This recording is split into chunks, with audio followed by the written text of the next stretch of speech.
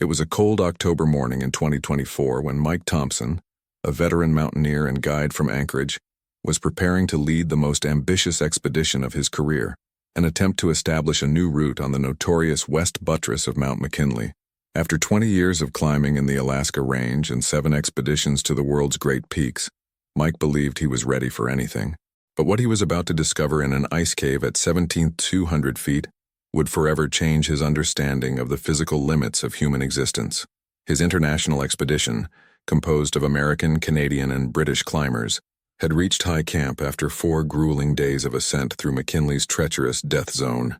It was a remarkable achievement, but Mike couldn't shake the persistent feeling that the mountain was sending him cryptic signals, avalanches that stopped abruptly just feet from them, winds that seemed to guide them along certain routes, and strangest of all, echoes of voices that seemed to come from deep within the glaciers. On the 5th day, while establishing advanced camp on a narrow ledge, his team of Alaskan guides reported discovering an entrance into the glacier that wasn't indicated on any maps. It was a natural cave, formed by ice movements, wide enough for a person to squeeze through. What caught their attention wasn't the opening itself, but the fact that warm air was emanating from it, something nearly impossible at that altitude and in those conditions. With his breath forming clouds of vapor in the rarefied air, Mike equipped himself with a headlamp and descended into the cave. After about 30 feet, the passage widened into a surprisingly large chamber, with walls covered in ice crystals that reflected his light in thousands of multicolored sparkles. But what shocked him profoundly wasn't the natural beauty of the cave. It was the perfectly preserved objects frozen in ice that he discovered in the center of the chamber. There, frozen in time and protected by the extreme cold, lay the equipment and belongings of a climbing expedition. Sleeping bags, ropes, ice axes, crampons, and most importantly, a red backpack with the logo of the Colorado Mountain Club, from which protruded the corner of a waterproof notebook. On the pack was a tag with the name, David Miller, Mount McKinley Expedition, 2013. Mike's heart began to pound. David and Sarah Miller were legends in American mountaineering. The climbing couple from Denver had vanished without a trace in 2013 during an expedition on McKinley. The searches that followed had been extensive, but fruitless, and after 6 months the National Park Service had officially declared the couple deceased. Their families and the entire American climbing community had spent 11 years wondering what had happened to the 2 extraordinary mountaineers. David was 42 when he disappeared, and Sarah was 38. They had been married for 12 years and formed one of the strongest climbing teams in America. David was an aerospace engineer at Lockheed Martin in Denver, while Sarah was a cardiologist at Presbyterian St. Joseph Hospital. Both were experienced mountaineers. They had already climbed Rainier, Whitney, Shasta, and had several attempts on peaks over 14,000 feet in their climbing resume. The 2013 McKinley expedition was meant to be the crown of their alpine careers. They had planned for 2 years, training in the Colorado Rockies, studying routes, consulting with other American climbers who had scaled in Alaska. It was an ambitious attempt on the challenging West Buttress route, considered one of the most technically demanding ways to reach the summit. Their last communication had been via satellite radio on April 22, 2013, from approximately 16,400 feet. David had reported that conditions were good, that Sarah was feeling excellent, and that they hoped to reach the summit the following day. The weather was stable, and the meteorological forecast was favorable. There were no indications that anything could go wrong. When they failed to respond to radio calls in the following days, the base camp support team alerted authorities. The search and rescue operation that followed was one of the most extensive in the history of Alaskan mountaineering. Military helicopters, international mountain rescue teams, expert guides, and advanced search technology were mobilized. But the mountain revealed nothing. The most baffling aspect of the disappearance was the complete lack of traces. No equipment was found. There were no signs of avalanche or fall into a crevasse. It was as if David and Sarah had simply vanished into thin air at over 3 miles altitude. Now 11 years later and on the same mountain, Mike found himself face to face with the first concrete evidence of what had happened to the legendary couple. With hands trembling, not just from the cold, but from emotion, he lifted David's backpack and examined it carefully. The material was in perfect condition, and all zippers and buckles functioned as if they had been used yesterday. Inside, Mike found climbing equipment in impeccable condition, food supplies still edible thanks to preservation in the natural cold, and most precious of all, The couple's expedition log. It was a waterproof journal with thick plastic covers, and the pages were still perfectly legible. Reading the first pages under his headlamp, Mike realized he was facing extraordinary revelations. The journal wasn't written just by David, but contained Sarah's entries as well, alternating their perspectives on the expedition. But most remarkable was that the final entries were dated long after the official disappearance date, some even weeks and months after April 22, 2013. The first part of the journal described a normal and well-planned expedition. David and Sarah detailed their methodical ascent through McKinley's lower camps, their acclimatization to altitude, weather conditions, and strategies for the final assault. Everything seemed standard for a well-organized Alaskan expedition. But beginning on April 23, 2013, the tone of the entries changed dramatically. Sarah wrote, "Something strange is happening with the mountain. We climbed all night toward the summit push zone. But when the sun rose, we realized we're in a place we don't recognize. The landscape is totally different from what we studied in maps. It's as if the mountain restructured itself during the night." David continued, "Sarah is right. The geography simply doesn't match what we knew. We have compass, GPS, altimeter. All instruments are functioning normally, but they indicate impossible positions. The GPS shows we're at the same latitude and longitude as McKinley, but at an altitude of over 21,000 feet. 500 feet higher than the mountain's official summit. The first signs that something extraordinary was happening came from observations about flora and fauna, impossible for that altitude. Sarah, with her medical training, documented the discovery of flowering plants and living insects at altitudes where no life form should be able to survive. "We find blue flowers that seem to glow from within," she wrote on April 25th. "David says I'm hallucinating from oxygen deprivation, but I can touch them, smell them. They are real and beautiful in a way that transcends anything I've seen before." In the following days, the entries became increasingly fantastic. The couple described encounters with intelligent life forms adapted to extreme altitudes, beings that seemed to be made of ice crystals and rarefied air, but which demonstrated consciousness and communication ability. "They speak to us without using words," David wrote on April 30th. "Somehow we understand their intentions. They show us paths through the mountain that don't exist on any map, guide us to places where we find food and warm water, protect us from storms that should have killed us." Sarah added, "I understand that these beings are guardians of the high mountains.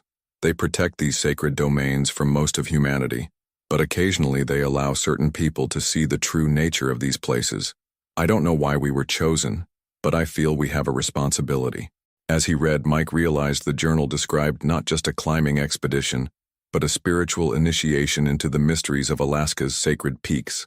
David and Sarah described experiences of expanded consciousness, telepathic communications with the crystalline beings, and access to knowledge about the nature of the universe that made them question everything they believed about reality. One of the most remarkable entries was dated May 15, 2013. "The beings showed us something incredible today. They took us to a valley hidden between peaks that doesn't appear on any map. In the center of this valley is a pyramid made of the same crystalline material as they are. Inside we find books inscribed in languages we don't recognize, but somehow we can understand them. The books tell about ancient civilizations that lived at these extreme altitudes before the climate changed and made these regions uninhabitable for most life forms. These guardians are the last survivors of those civilizations. They have learned to exist in a state between physical and spiritual existence, protected from extreme conditions through their crystalline nature." The most incredible revelation came on May 22nd. "We have learned to transcend normal human needs. We no longer need as much food or oxygen. Our bodies have adapted in a way that medical science would consider impossible."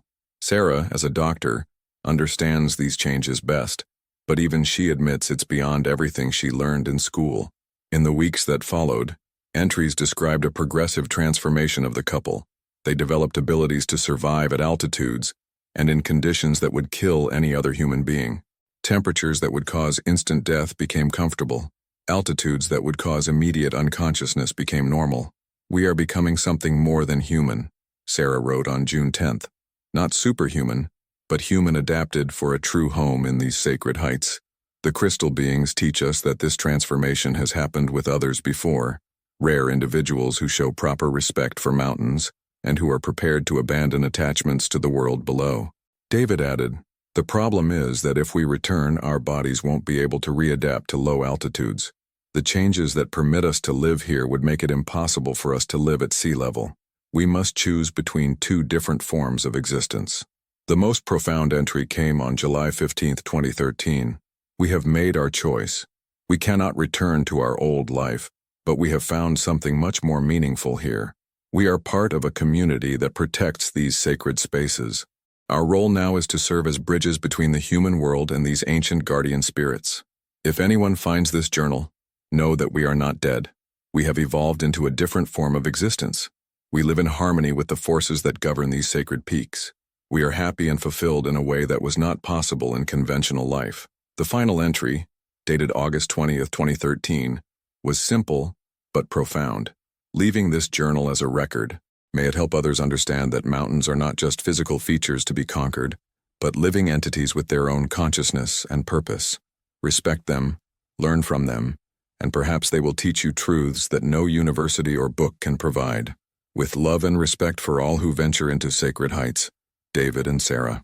The next morning, Mike gathered his team and told them about the discovery.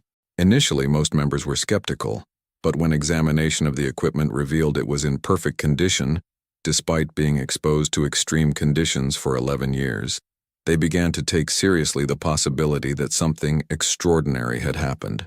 Dr. James Arctic, a glaciologist from the University of Alaska who was part of the team, offered a scientific perspective. The ice in this cave has properties that are unusual. The crystalline structure is different from normal glacier ice. It seems to preserve organic matter in a way that prevents usual deterioration. But more interesting, ice samples show mineral compositions that are unknown in this region. When the team returned to base camp and contacted authorities in Alaska and Colorado, the discovery generated immediate international attention. David and Sarah's parents, now in their late 70s, flew to Anchorage to examine the journal personally. Mary Miller, David's mother, was deeply moved by the final entries. "This sounds exactly like David," she said through tears. "He always believed that mountains had spirits and that climbing was spiritual practice, not just sport. If he and Sarah found something beyond normal understanding, I'm happy for them." Dr. Robert Chen, Sarah's cardiology colleague at Presbyterian St. Joseph Hospital, also examined the journal with a scientific eye.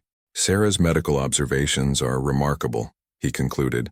"Her descriptions of the physiological adaptations she and David experienced are detailed and precise. As a doctor, she understood exactly what was happening to their bodies. These are not hallucinations or altitude sickness. These are careful professional observations of unprecedented biological changes." In the months following the discovery, scientific expeditions to the cave site revealed even more fascinating details.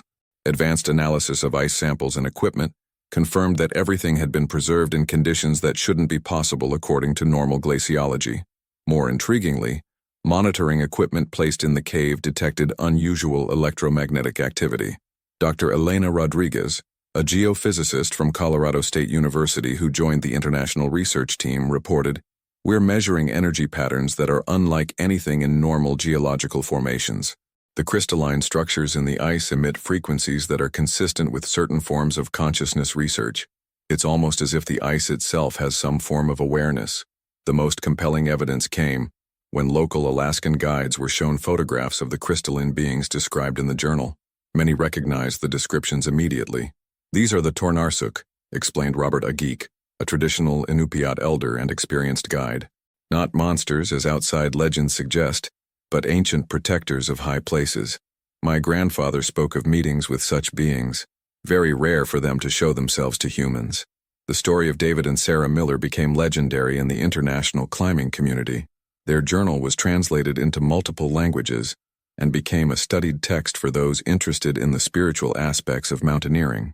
Many mountaineers began to report their own experiences with unexplained phenomena at high altitudes. The American Alpine Club established a memorial fund in their honor, but focused on environmental protection and spiritual education rather than a traditional monument. "They wouldn't want to be remembered as heroes who conquered mountains," explained the club president. "They became part of the mountains themselves, and that is how they should be honored." One of the most moving developments was how the discovery influenced other climbers. Reports began to come in from around the world of climbers who had mysterious encounters at high altitudes, sightings of crystalline beings, discoveries of hidden valleys, and experiences of supernatural communion with mountain spirits. Dr. Patricia Wells, a psychiatrist specializing in extreme environment psychology from Johns Hopkins, studied these reports and concluded, what David and Sarah experienced can be understood as an extreme form of altitude adaptation combined with spiritual awakening.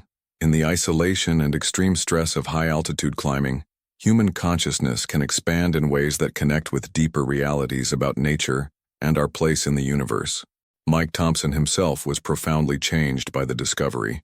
He established a new form of guide service that combined traditional mountaineering with spiritual practice and environmental awareness. After reading their journal, he explained, I realized that the purpose of real mountaineering is not to defeat mountains but to learn from them and to become part of the natural world in a more profound way. When in 2025, exactly 12 years after the original disappearance, the National Park Service and the state of Alaska jointly declared the region where the journal was found as a protected spiritual zone. Access is limited to small numbers of experienced climbers who undergo special preparation in environmental respect and spiritual awareness.